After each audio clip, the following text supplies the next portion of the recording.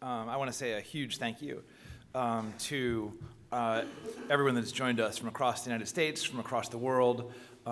This is by design, a relatively small but kind of mighty gathering of educators and leaders from some of the most effective, promising, and innovative schools from a bunch of states across the United States, from a bunch of countries. And I thank you hugely. Your time, your expertise is the scarcest thing you've got.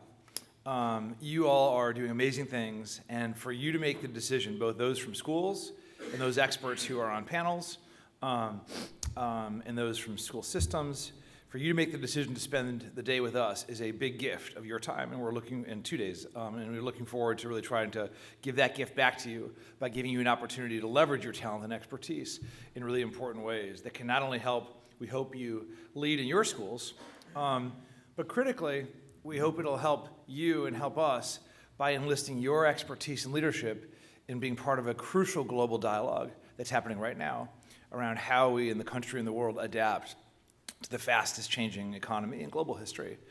And I want to thank you because I think the history of change in the world shows some people are optimists and some are pessimists. You can read economic histories, they're interesting. But in the end, it shows that in every era, we have change. And the question is, do leaders across sectors figure out reasonably quickly how to adapt institutions of all kinds, economy, employment, media, education, to that change? And right now, we have a huge dialogue going on about the implication for the largest changes we ever had in the economy, at least the fastest. And at American Chiefs, we've always believed that having top educators at the table is absolutely crucial in both in designing and shaping what happens systemically. I know in places like Singapore, we've got guests from Singapore, I've been there, that's more the norm, that the education profession is structured, that educators are in fact helping to shape the systemic response that are needed, but that's not always true in the United States. And from the beginning of American Chiefs in 2010, we've prioritized how do we enlist top folks, top leaders, top educators, exposing you to what's happening around, and then enlisting your expertise, not only to help support your changing practice in your schools, which has been the focus of many of our conferences, but in this case, how to really help be co-architects of what's needed to help our time-honored values of helping our young people have access to a fair shot at a good life and economic success and helping their families succeed and contribute around them. How to help those time-honored values, which we've been working toward getting closer to, be real in a very changing economy. So a huge thank you from the bottom of our hearts for you being here and looking forward to your expertise, your thoughts over the next couple of days and well beyond. And also a huge thank you to the leaders of the Global Learning Network, many of whom have been with us for the last several years, who are here and are back with us today, and grateful for your leaders who've been involved in this as well. Before I share some thoughts, because this is dialogue, we don't want to just present. So I'm going to actually ask you, before I share some thoughts, to ask you at your tables to reflect and write just a couple sentences or so on 3 questions. I'll give you the 3 questions. You don't have to share these with anybody. If we had more time, I'd love to share at the table, but keep these for yourself. And then during the next 2 days, consider what are you hearing that's reinforcing or changing your thinking about these 3 questions. And during the time, we hope you'll share these with others as well. But this is really for your benefit. Number 1, in a sentence or 2, how would you articulate the purpose of your school or school system, or if you're not in a school or school system of education, for a specific student? If you were describing to a family, hey, this is the purpose of our school or school system, to a family, what we're trying to accomplish for a student, for each student, how would you define that? In just a sentence or 2, shorthand notes for yourself is fine. Number 2, what do you know right now about what's changing in the nature of work across sectors? What do you feel like you know right now about what's changing and what's likely to change in terms of the nature of work, well-paid work, across different sectors? And just, again, shorthand notes for yourself. Doesn't have to be long and detailed. And third, the one that I'd love to spend a couple minutes on is how would you articulate what skills you think your school is focused on now that it should stay focused on? And what are the type of skills that you feel like your school or system ought to be focused on more but aren't as much? So again, that third question is, what are the skills your school's focused on right now that you need to keep focused on? Skills, dispositions, attitudes, knowledge, and what should change? And again, we're not going to ask you to make a presentation about this, but I'll give you these three questions again and give you a few minutes just silently. I'm writing at your table. I'll give you these three questions again if you want, but otherwise feel free to get going if you feel like you've got them. Number one, if you're speaking to a family and student, what's the purpose of your school or school system? Or education if you're not in the school or school system. Number two, what do you know about what's changing and is likely to change in the nature of well-paid work and jobs, given the economic shifts where they're happening? And number three, what are the skills and knowledge positions that you want to keep focusing on in your school, and what do you need to focus on that you may not be as focused on as much? Any questions, feel free. Any questions or clarifications, feel free to raise your hand if any of that doesn't make sense or you need any clarification at all. And if not, they'll just give you a few minutes to work at your tables, and I'll be back in a couple minutes, a few minutes. All right, I'm starting to hear some talking, so it feels like people making progress, but I see some writing. I'll just give you one more minute just to wrap up, and I'll come back.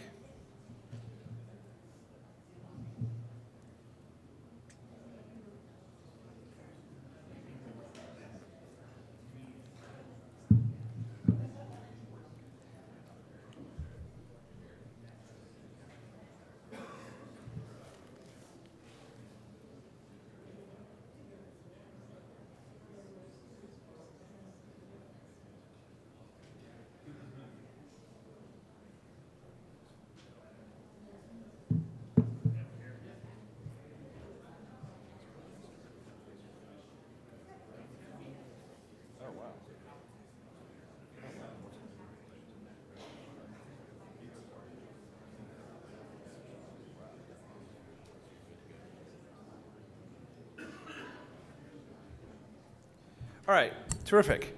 Let me, people are finishing up writing and talking, but let me bring us back together now. And actually, just given some of the energy in the room around this, let me just ask, you don't need to, but I'll just ask if anyone wants to, each question by question, share any quick thoughts. On the first question, anyone want to share what their thoughts or maybe what they heard in the conversation about brief, how you would describe the purpose of your school or school system or education to a student and family? Anybody want to raise their hand? Yes. So we took this approach, being that we are on the edge, given a lot of autonomy by our superintendent. We came up with this mission for our school, and that is, as America's first pre-K through 12 STEAM campus, our vision is a courage to create. We begin incubating students as young as 3 years old in a creator's mindset, getting them to think and do as creators, not merely consumers of content. So at 38 years old, having grown up in the No Child Left Behind era, having taught in that era, and grown up in the standardization era, we believe that we've stomped the joy out of education by getting kids to just think like consumers. So the new mission here is getting them to think and do as creators, and of course that ties into experiential learning, that ties into our industry partnerships. That to me is the driving focus of the Mount Pleasant Arts Innovation Zone. Thank you so much. Nice to be here with you guys. Thank you so much. Maybe one more if anyone wants to share one more. Yes. Hi there, good morning. My name's Lori Lambropoulos, and I'm the principal of the Energy Institute High School. And I'm excited to be here because this is what we've been pushing for with our school since we got it started 4 short years ago. I'm just going to say that competitively speaking, when we put the school together, my superintendent gave us the luxury also of being able to have some autonomy. And he said, I really want you to think outside of the box on this school. We're going to market this school as the first one of its kind in the nation. I want it to be about energy. It's not about engineering. I don't want you to kind of get distracted by sports and football teams and all the rest. And so when we put the school together, I just wanted to be the first, to be quite honest. I wanted to get our school on the map and to do something really unique and different. And through that journey, we created a mission and vision for the school that was centered around project-based learning. And it wasn't just for the sake of project-based learning, it was because we visited a project-based learning school and we saw kids coming out of a school that was using that type of delivery of instruction, and they were a different kind of kid. And I wanted that. And what I noticed about those kids is that they were interested again in education, and they were excited to learn. And one of my greatest pet peeves going into leadership was watching around the world how kids had lost that spark and that interest in learning again. So when we developed our mission, made that one of our strong points that we were going to, really implement project-based learning 100% across the board, and we were going to do it systematically, formulaically, and make everyone really kind of get on board with that goal. Second thing was technology, just really embedding the advances of technology into education so that the playing field for kids learning would be far-reaching, and we would break down walls of the classroom and get kids really kind of interacting with kids all around the world. And then the third thing was with this emerging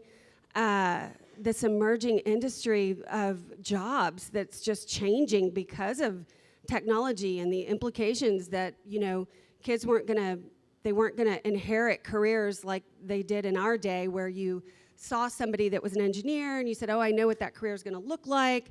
I'm gonna go to college, study that, and land in that career. But instead, really helping to prepare them for careers that are really being created tomorrow. And so, literally, like tomorrow. And so that's us, and that's what we're up to. Thank you so much. And would you hear what community and state are you from with everyone? Houston, Texas. Great. Yeah. Thank you so much. So I'm going to go to the second question briefly, but I would say keep your notes around how you articulate the mission and purpose of your school, your education system. And I'd share it as you talk if you want during the breaks and during discussions. Ask others about theirs. And maybe keep notes to yourself if it's helpful to you about as you hear others, but also as you hear a lot about the shifts that you're going to talk about in the economy, and the shifts we're going to hear about in jobs, and the shifts we're going to hear about sort of the implications for knowledge and skills. Consider, not that you're going to change it tomorrow, but what are the implications for how you might think in the coming years as leading educators about how you might underscore, keep the same, or modify how you currently would define the purpose in some of your areas of focus in the school. The second question, I'd just ask briefly, maybe one person or maybe two briefly want to share. Who wants to share a little bit what and we already heard a little bit from our colleagues in Texas, which is great. What do you know now about how well-paid work, is changing or likely to change given the shifts in the economy? And I know we've got some people here who are presenting on that, but for people, this is really for people who are in schools or in school systems. What do you know now about that? Would anyone like to share? Yes. So I'm Pat DeKlotz. We are from Kettle Moraine, which is located about 30 miles west of Milwaukee in Wisconsin. And I would say what we're learning from our business partners is the ever-increasing importance of what we call success skills. I think you saw that in one of the readings. But they're telling us we can teach them the what, we can't teach them the how. The how has to come from within. So success skills are ever-increasing importance, and that need to be adaptable and ever-changing. Thank you, Pat. And the Kettle Moraine has been one of the anchor members over the last many years of the Global Learning Network, so thanks for sharing that and for your leadership within this network. And then I'm going to go to the third question. Would anyone want to share just briefly, it could be a long discussion, but briefly, what are the skills, knowledge, dispositions that you're focused on now that are most important to keep? And what do you think ought to change that you're not necessarily focused on school-wide or system-wide today? And again, we have to be pretty brief, but if anyone wants to mention briefly what those are, or pick out a couple of those if you want, would love to hear anyone who'd like to share. Tony Donan, first winner of the day. Just want everybody to know that. Congratulations. From STEM School Chattanooga, and our mission is to help kids critically think, collaborate, and innovate. And when we think about that, we focus on process skills as our #1 target in helping students, not just content. So we make content #2 still high, but process #1. So for instance, if you come and look at what we're trying to do, we're trying to reshape how schools look at helping kids in our area. So for instance, if you look at collaboration, we actually have a framework built 9 to 12. So collaboration, learn about diversity in your 9th grade year, about how strengths you bring, strengths other people bring, areas to grow. Then 10th grade year, accountability with your team. 11th grade, time management. 12th grade, networking. So it's about building these process skills over the course of time that kids are with you, and not just saying, we're going to do this process skill, collaboration, and kids are just going to get it, right? But actually building it just like you would content from year to year to year. Thank you for sharing that. All right, so again, I'm going to share some reflections too before, in about 10 minutes, we're going to go to a panel. But I'm going to share some thoughts for us that's guided our work at America Achieves and definitely builds on what you all just shared. But I would encourage you those questions, keep those three. Think about those during each session. How is what you're hearing affecting what you're thinking? What underscores, what gives you a little evidence that to support it, that if you're trying to communicate this to your teams or to students or families, what are you hearing that might actually help you deepen your own knowledge and communicate why and how that's important? And what also might you be challenged by? What are some things you hear that you might not have thought about before that might actually push your thinking on what you should do, or at least poses some questions that you might be exploring in your practice? And love to, again, hear from any of you during the conference. I'd invite any of you, please come up to me. I'd love to hear about yourselves, your schools, but also your reflections on those questions during the sessions and in between.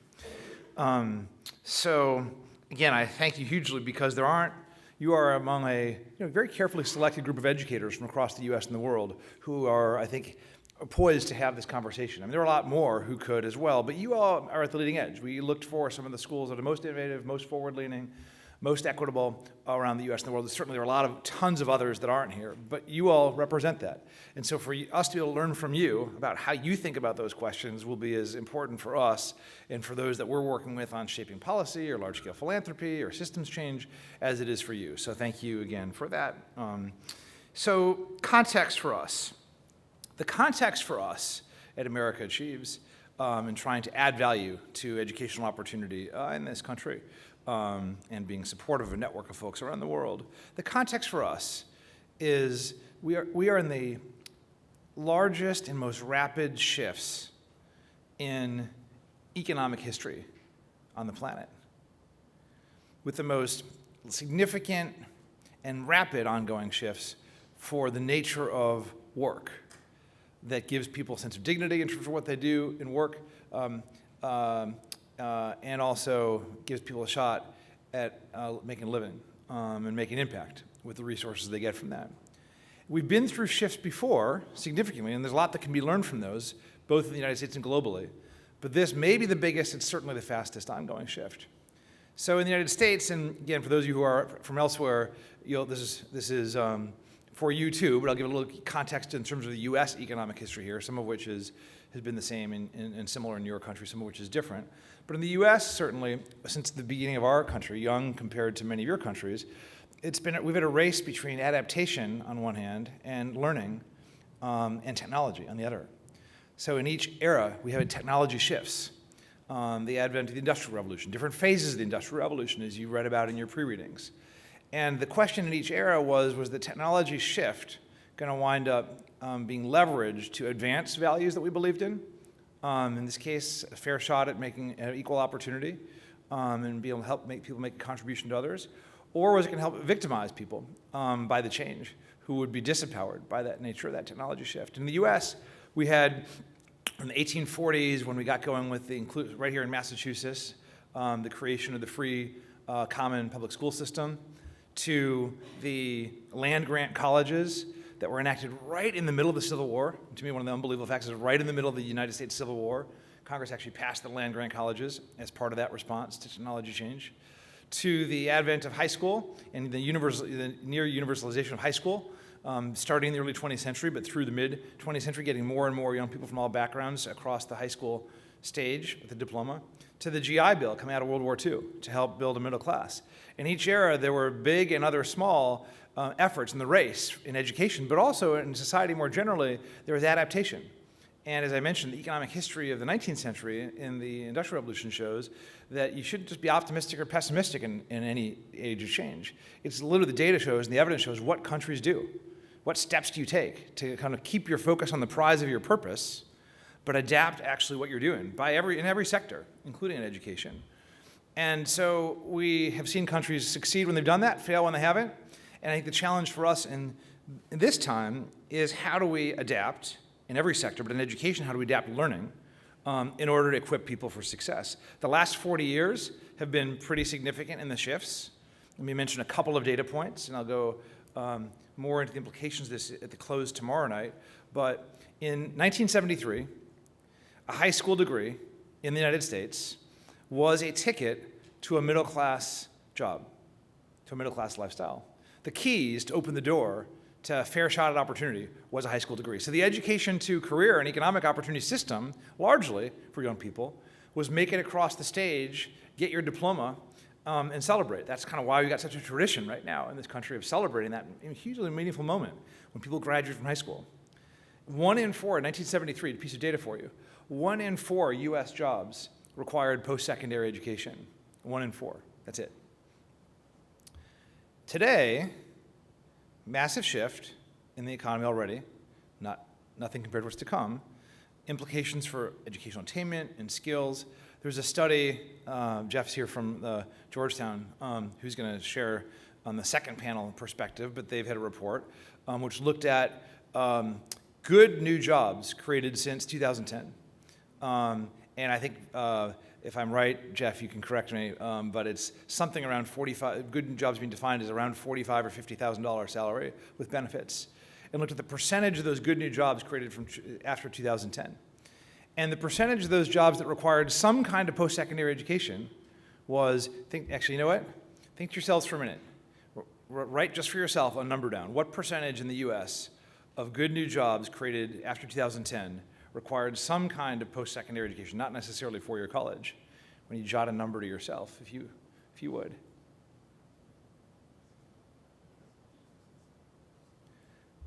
Over 95% of good new jobs required some kind of post-secondary education, not necessarily four-year degree. That is a seismic shift, and it's not just the educational attainment, it's the skills that are needed. As we'll hear more about in the panels this morning, as we've shifted from routine work being a basis for getting a middle-class job, to, if you're a robot or machine, the routine work is actually still going to be pretty good. But for a human being, it's actually the non-routine work, the ability to apply knowledge in novel situations and unpredictable situations, not just doing the same thing over and over again. And the second shift that we've seen is a shift from a lot of work that could be done as individuals, sitting in one place, kind of doing a task, it might even be a high-level task, again and again and again, to now teams. As you read about in the pre-reads, again, we've got this interconnectedness of different technologies, and you've got people who have to work within the same organization and across organizations trying to figure out how to leverage lots of expertise in order to be able to solve a problem or give us an experience to a customer. That's why I was so glad, and Andreas Schleicher will be here tonight, I was so glad to see the study that came out earlier this year looking at collaborative problem-solving skills for the first time from OECD. And it looked at not just the academic critical thinking skills that are critical, but looked at the collaborative problem-solving skills. And actually, it's interesting, the academic skills by themselves, one of the findings, was not necessarily a predictor of having the collaborative problem-solving skills and the social skills. And that's an encouraging development. But those shifts from routine to non-routine, and from working in individuals to teams in the nature of work, by themselves, there's more coming, have had this massive implication. And so, even though we've made progress in the United States on educational outcomes by most measures, if you look at it from just an absolute measure perspective, what our experience is as a people is that there's a growing disconnect between educational outcomes and what you need to be able to make a living, make an impact, including getting a good job and good career. So sometimes it's hard because sometimes people say, education's failed. Well, actually, education hasn't failed. Most measures are we're doing better than before.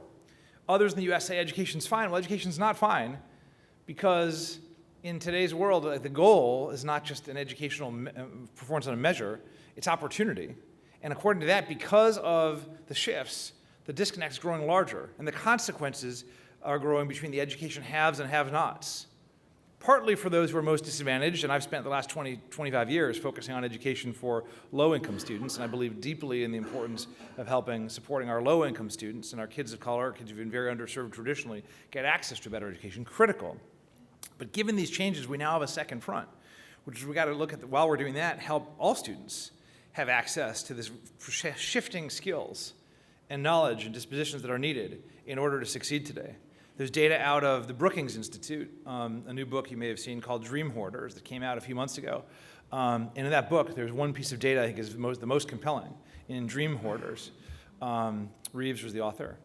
And it showed that in the United States, at least, that the top 20% of Americans are pulling away economically from the next 80%. And a large part of that is the educational readiness, the 20%. So I passionately believe we have an issue with our 10, 20% most underserved, 25% most underserved, for sure. And we can't lose that focus on that part of equity. But as we look at equity and readiness today, we have to look at the 80% as well, and look at how we're largely educating young people so that we're not actually having 80% fall behind the top 20%. So we already have this, that's just rearview mirror. Massive shift. High school degree was a ticket to middle class. Now a high school degree is a ticket to poverty. I gave you the 95% of jobs requiring post-secondary education. I was just in Tennessee recently. We got some terrific teams from Tennessee here. And this data from Tennessee I'll share is bracing, and it's not atypical of the United States, is that for those graduates of high school in Tennessee in 2010 who had no post-secondary education by 2014, 2015, the average earnings, if I had time, I'd have you reflect for a minute and see how close your guess is, but I won't because I want to get to our panel in a few minutes. The average earnings were about $8,500 for somebody with high school but no post-secondary. Over 80% were on minimum wage or less.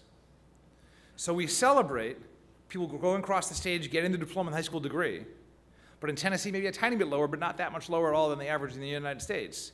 That's what it gets you. Now that's rear view. So hence, by the way, the urgency we feel already today. But now, and as part of this conference, a major part of this conference, now look forward. And what we're seeing is bracing. Now, no one really knows what's going to happen over the next 20 or 30 years in terms of automation and technology and the future of work. But we have a pretty good sense what's happening right now and in the next few years. And the future of work is here. This is not theoretical. And for those of you in schools, those of us in schools, the implications are immediate. Your 14-year-olds today, there's a report out from McKinsey. I'll give you a piece of data about what's going to happen by 2030, they expect. Your 14-year-olds today, by 2030, are going to be 27. Your 10-year-olds will be 23. Now that's kind of far out for you, 2030, but these are your students you're serving right now. And even jobs today, literally today, are changing as we speak. One example of that, and I'll talk about the data, I was with an economist recently, and you've all heard about, of course, the driverless cars coming and the implications for the US, the largest kind of job that gets a good education without post-secondary education, being truck drivers. We've got 3 million truck drivers in the United States, biggest job of its kind. At least half of those will be wiped out by driverless cars. Maybe not in 2 years, but certainly in the next 10. But it's not just the low-skilled jobs. By the way, retail is another one. There's a lot of focus on the retail apocalypse. I've been talking to innovators in Silicon Valley who are building restaurants, fast food restaurants, that are going to be without people in the next 5 years. You go to the stores, you go to the kind of retail stores, the CVSs, and you begin to see the automation replacing that technology. But it's not just that, and I don't mean to be all dark, because there's a real big bright side here, but just to be a little bracing. I was with an economist from Silicon Valley last week who said it's not just those blue-collar. He was saying that in medicine, this is an example, that there is now technology that is going to displace the radiology technicians who kind of scan the x-rays and look at the implication and scans the body and look at implications for what kind of disease one has. And they now have technology for the first time in the last 12 months that is actually more accurate at actually looking at those and predicting and understanding what kind of disease or illness someone has than skilled people. These are people who have some college degrees, $60,000 a year jobs. It's routine work, both menial routine work and intellectual routine work that's going to get automized. And what's left, by the way, hugely, and a lot of studies show we may not have a net reduction in good jobs. There's debate about that. Some people think we will, some people won't. But we know is we're going to have a ton more jobs that require thoughtful problem solving, creative problem solving, as we've heard about, that require social skills. Because if you're working with teams, you've got to actually be able to not only have good interpersonal skills, but how do you actually, like PISA measures, how do you collaboratively solve problems with other people with different backgrounds? There is some kind of technical knowledge and skill, even if that adapts. And it certainly requires a lot of kind of self-driven hard work that we know is at the core of any education. And yes, it rests on the foundation of a higher level of thinking, critical thinking skills in reading and in math and in science. The academics are crucial. but yet they have to be understood deeply and applied in addition to the social skills, in addition to the collaborative problem-solving skills, in addition to the technical skills. And those shifts are significant compared to what we do in education today, but they're also even significant compared to what we're focusing on in education today. Now, the reality is we don't know everything about what's going to happen with jobs. And some people make a mistaken view as, hey, we want our kids prepared for career and economic opportunity. Oh, then let's do vocational job training for X job. Well, you know what? X job is going to be gone in 10 years, or it's modified significantly. So it's not just in the high school level, just narrow vocational job training for a job. There are a cluster of skills that we're all trying to figure out that are needed to prepare people for successful careers. But those are different from what we've needed to do, given that the work is now non-routine, not routine, good work, now that it's in teams, not just individuals. It's different. And the people who are the closest to that often are those people in industry who are at the cutting edge of where that technology is changing work.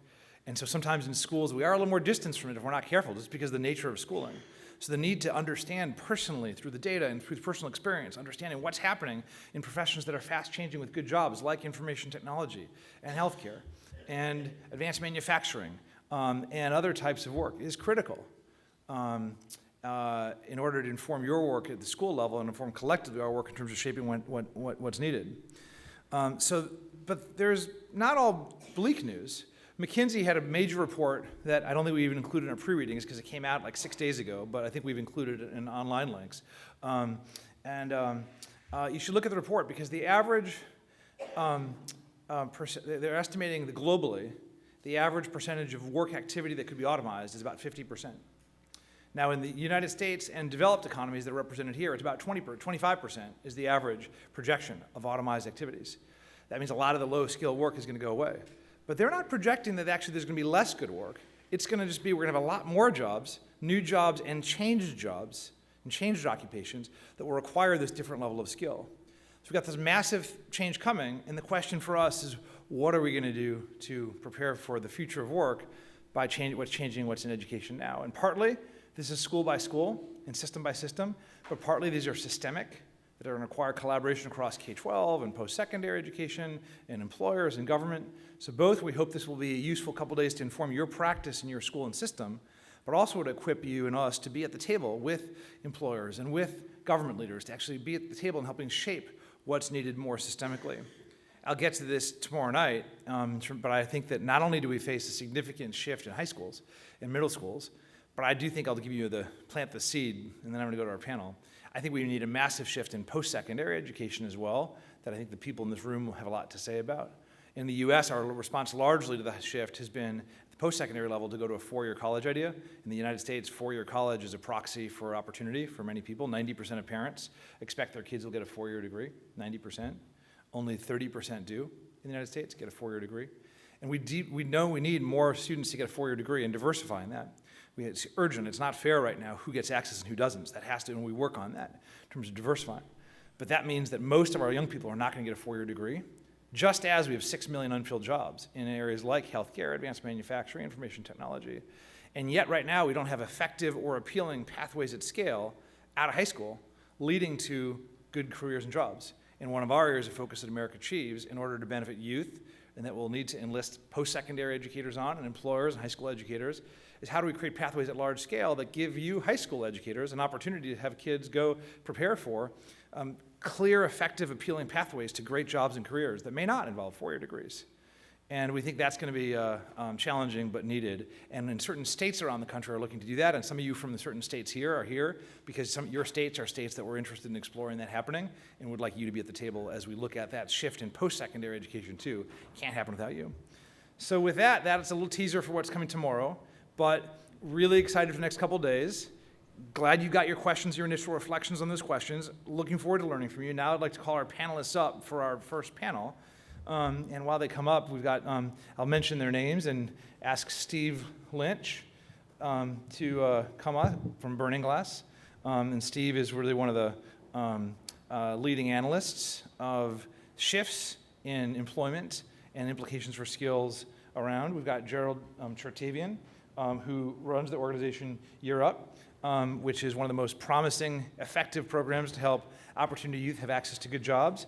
And we got Mr. Miller Azelt from Bertelsmann, who has really got an incredibly insightful perspective on what are the implications of AI for life and work and the ethical implications. There's a character dimension here. How do we have to prepare ourselves with the right ethical preparation and character in young people to actually lead the use of technology in order to drive success, which will have implications for education as well.